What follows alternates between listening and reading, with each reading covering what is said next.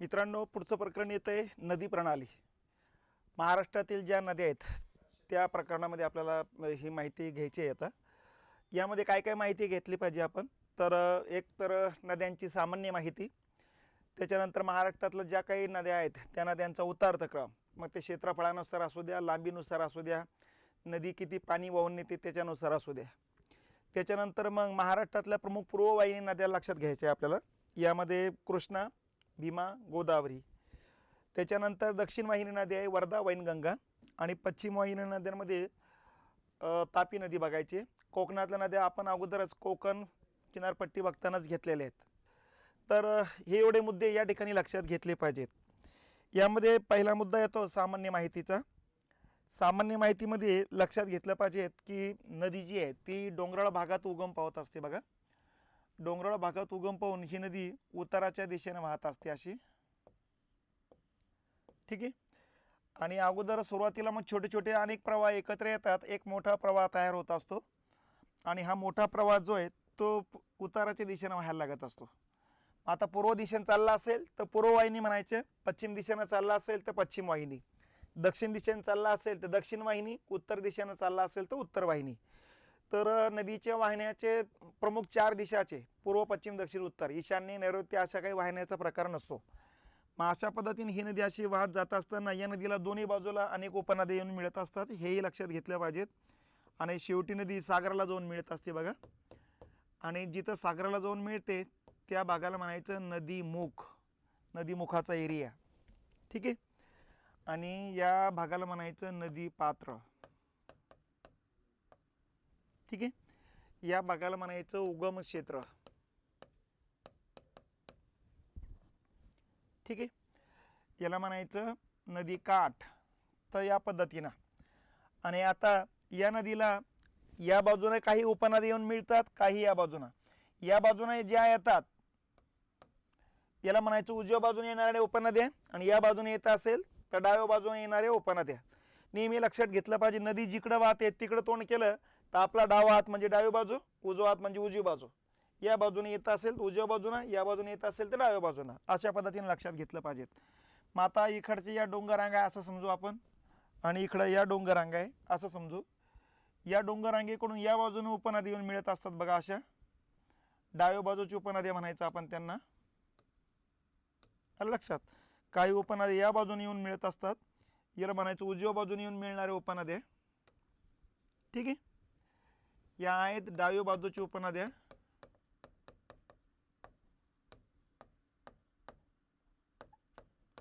आणि या आहेत उजव्या बाजूच्या उपनद्या.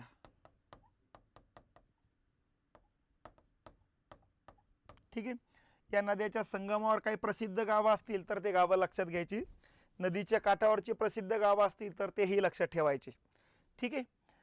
आता त्याच्यानंतर याला म्हणायचं नदी पात्र, नदी प्रवाह. आणि ह्या टोटल एरियाला म्हणायचं नदी खोरं. ठीक आहे. नदी पात्राची लांबी विचारलं जात असतं, नदी खोऱ्याचं क्षेत्रफळ विचारलं जात असतं. ठीक आहे. नदी पात्र किती राज्यातून वाहते आणि नदी खोरं किती राज्यातून वाहतं, असे 2 प्रकारचे प्रश्न तयार होतील. जसं गोदावरी नदी जर बघितले तर गोदावरी नदी वाहते 3च राज्यातून, महाराष्ट्र, तेलंगणा, आंध्र प्रदेश. पण नदी खोऱ्यामध्ये 7 ते 8 राज्य येतात. म्हणजे या 3 राज्यात तर पाणी येतंच, नदीला ज्या ज्या राज्यातून पाणी येतं ते या खोऱ्यामध्ये येणार आहे.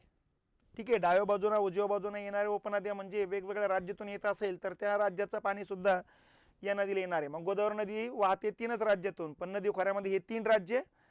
मध्य प्रदेशमधून वर्धा नदी येते म्हणजे 4थं राज्य, छत्तीसगडमधून आणि ओरिसामधून या ठिकाणी इंद्रावती येते म्हणजे ते 2 राज्य. म्हणजे टोटल हे 3 आणि हे 3 राज्य 6. कर्नाटकमधून मांजरा नदी येत असते 7, आणि पॉंडिचेरीच्या या नामच्या भागातलं पाणी येत असतं 8.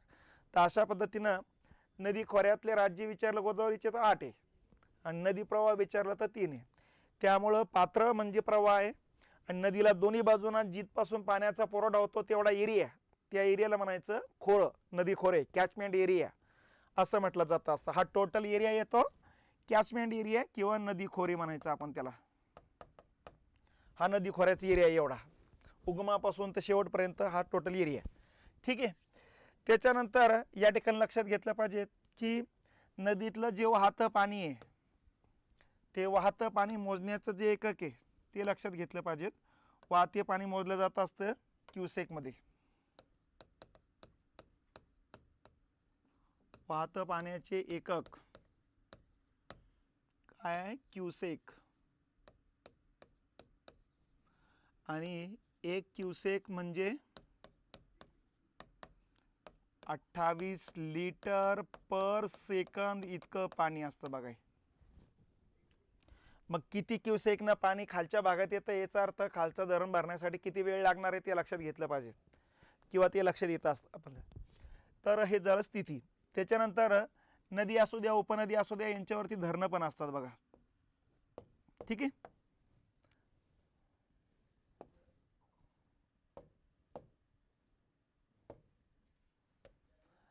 ठीक आहे. मग यांच्यावरची धरणं असतात, धरणाचे पण प्रकार पाडले जात असतात.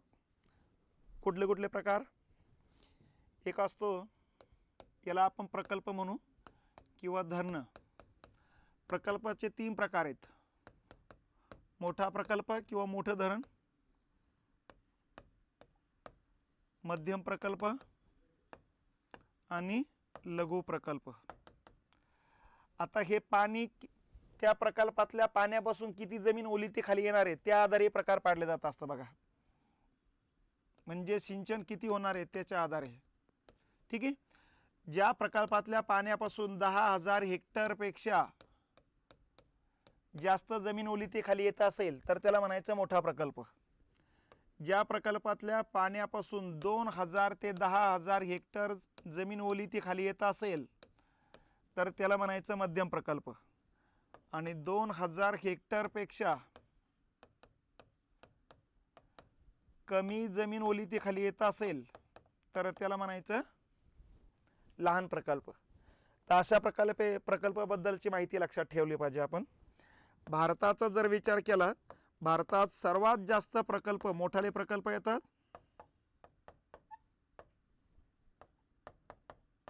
सर्वात जास्त मोठे प्रकल्प आहेत महाराष्ट्रामध्ये. त्याच्यानंतर महाराष्ट्रात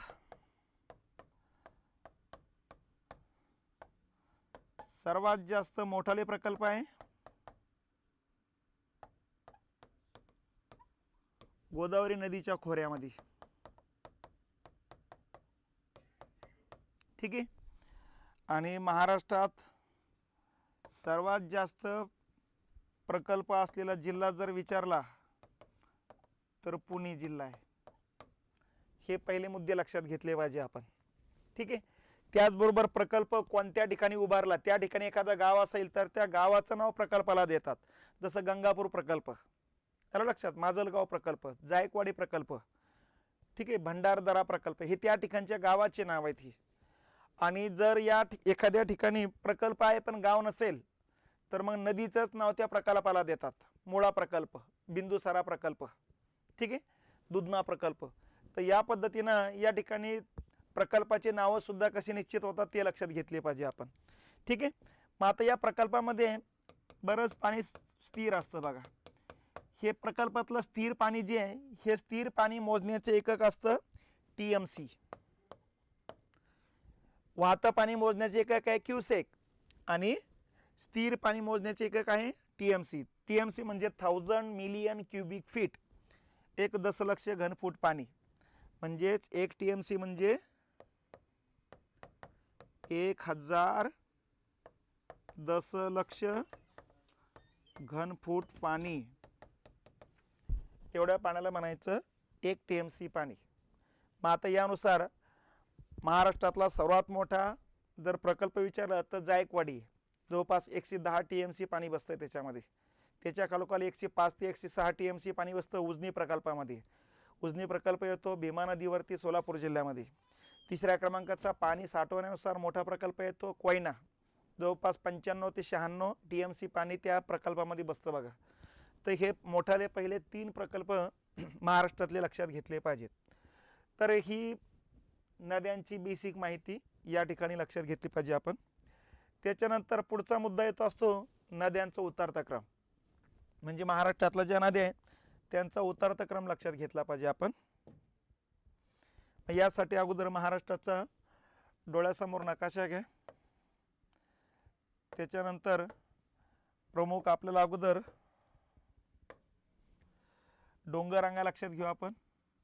इथं सह्याद्रीचे डोंगररांगा आहे. या ठिकाणी सातपुडा डोंगररांगा येतील.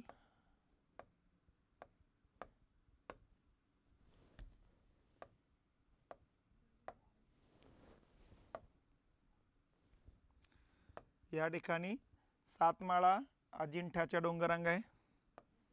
या ठिकाणी हरिश्चंद्र बालाघाटच्या डोंगररांगा आहे. आणि या ठिकाणी महादेवाच्या डोंगररांगा आहे. या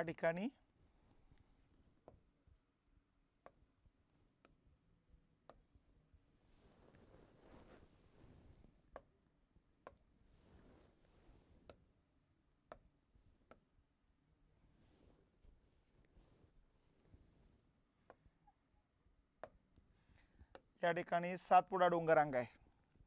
मग आता या ठिकाणी लक्षात घेतलं पाहिजे, या डोंगररांगेची नावं लक्षात घ्या. पहिल्यांदा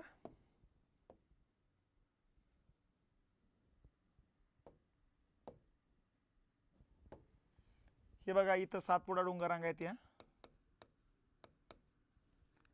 या सातमाळा अजिंठा डोंगररांगा आहे. या हरिश्चंद्र बालाघाटच्या डोंगररांगा आहे.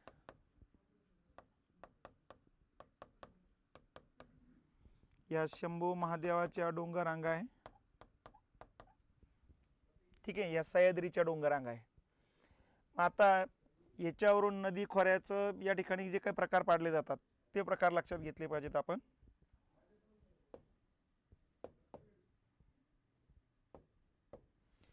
ठीक आहे. इकडून अशी वाहत असते तापी नदी. इथून या पद्धतीने अशी वाहत जाणारी नदी आहे गोदावरी. इथून या ठिकाणून अशी वाहत जात असते भीमा नदी. या बाजूने अशी वाहत जाणारी नदी आहे कृष्णा. या भागातून उगम पावून वाहत येणारी नदी अशी वर्धा. या बाजूने अशी वाहत येत असते वैनगंगा. एकत्रित प्रवाह म्हणजेच प्राणहिता आहे पुढे ते. ठीक आहे. आणि इथून अशी वाहत जाणारी नदी आहे पैनगंगा. तर अशा पद्धतीनं महाराष्ट्राचा नदी खोरे लक्षात घेतलं पाहिजेत. आता याचा उतरता क्रम बघा. पहिल्यांदा उत्तरेकडून दक्षिणेकडे जाताना डोंगररांगा विचारल्या जातात बघा. मग पहिल्या सातपुडा, नंतर सातमाळा अजिंठा, नंतर हरिश्चंद्र बालाघाट, नंतर महादेवाच्या डोंगररांगा किंवा शंभू महादेवाच्या डोंगररांगा म्हणायचे. उत्तरेकडे जाताना विचारलं तर पहिल्या शंभू महादेवाच्या डोंगररांगा, नंतर हरिश्चंद्र बालाघाट आहे, नंतर सातमाळा अजिंठा आहे, नंतर सातपुडा आहे. ठीक आहे. कधी कधी नद्यांचा क्रम विचारतात दक्षिणेकडे जाताना. मग तापी, गोदावरी, भीमा, कृष्णा. उत्तरेकडे जाताना विचारलं कृष्णा, भीमा, गोदावरी, तापी. कधी कधी प्रश्न दोन डोंगररांगे दरम्यान कोणतं नदी खोरे असं विचारतात. सातपुडा सातमाळा यांच्या दरम्यान कोणतं आहे? तापी नदीचं खोरे. सातमाळा अजिंठा हरिश्चंद्र बालाघाट यांच्या दरम्यान गोदावरी नदीचे खोरे आहेत. हरिश्चंद्र बालाघाट महादेवाच्या डोंगररांगा यांच्या दरम्यान भीमा नदीचे खोरे आहेत. आणि महादेवाच्या दक्षिणेकडे कृष्णा नदीचे खोरे आहेत. ठीक आहे. त्याच्यानंतर लक्षात घेतलं पाहिजे कधी कधी कोणत्या दोन नद्या दरम्यान डोंगररांगा आहे, कोणत्या डोंगररांगा आहेत. तसं तापी आणि गोदावरी यांच्या दरम्यान कोणत्या डोंगररांगा आहे? सातमाळा अजिंठा आहे.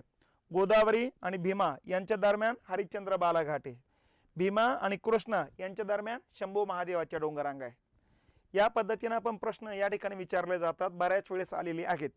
तर त्याच पद्धतीने आपण आपली तयारी ठेवली पाहिजे. पुढचा मुद्दा येतो की नदीच्या लांबीनुसार उतरता क्रम जर विचारलाच तर मग त्यांच्या लांबी आपल्याला माहिती पाहिजेत बघा. ठीक आहे. मग आता या ठिकाणी आपण जर बघितलं सर्वाधिक लांबीची नदी येते गोदावरी 668 किंवा नवीन माहितीनुसार 740 किलोमीटर आहे.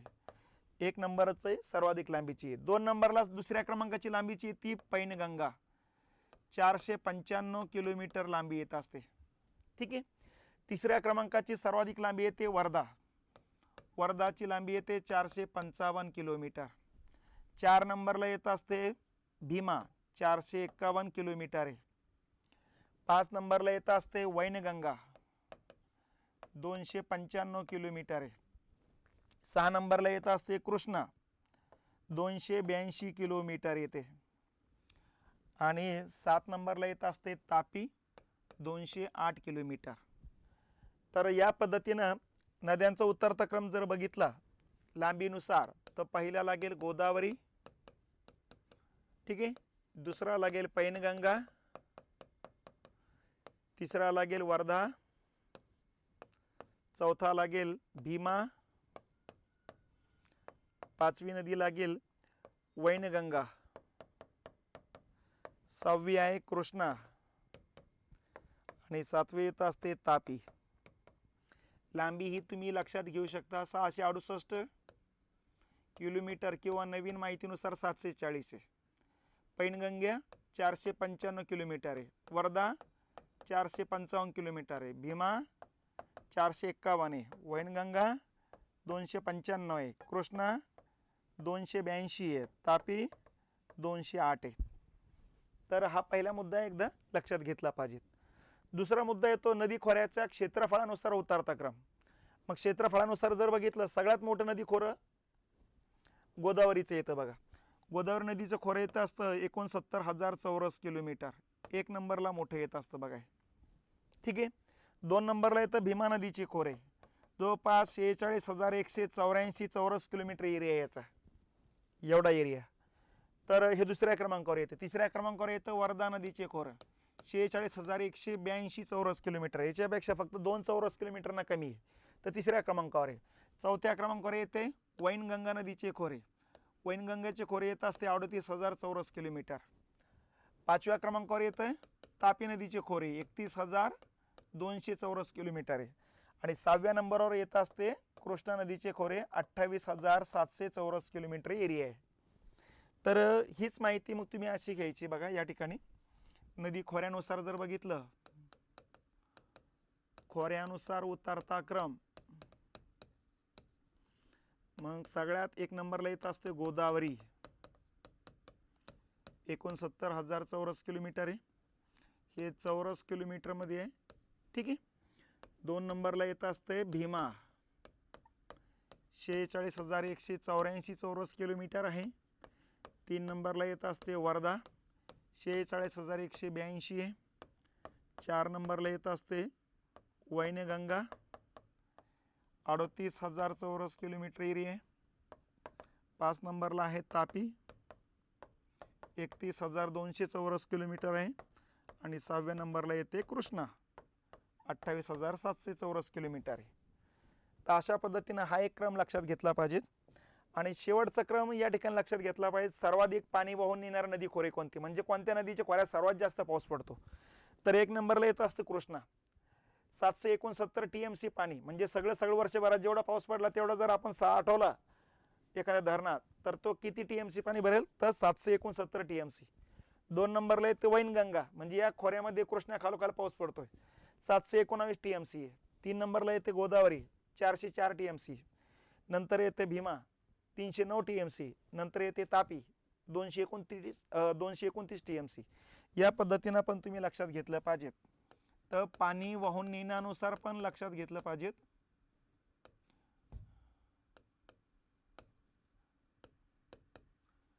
पाणी वाहून नेण्यानुसारचा क्रम आहे, ठीक आहे. TMC मध्ये आहे आकडे. तर सर्वाधिक पाणी वाहून नेणारी नदी आहे कृष्णा 769 TMC. 2 नंबरला येत असते वैनगंगा 719 TMC. 3 नंबरला येत असते गोदावरी 404 TMC. 4 नंबरला येत असते भीमा 309 TMC. त्याच्यानंतर येत असते तापी 229 TMC. आणि मग कोकणातल्या सर्व नद्या 1629 जवळपास 1660 TMC एवढं पाणी वाहून नेतात बघा. तर ह्या हिशोबानं या पद्धतीनं सुद्धा क्रम लक्षात घेतला पाहिजे. आणि यानुसारची आकडेवारी या हिशोबाने येईल बघा, ठीक आहे.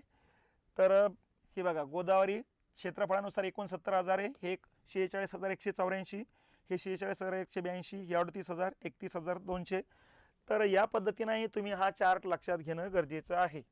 ठीक आहे. तर याला म्हणायचं नदींचे उतारता क्रम. ठीक आहे.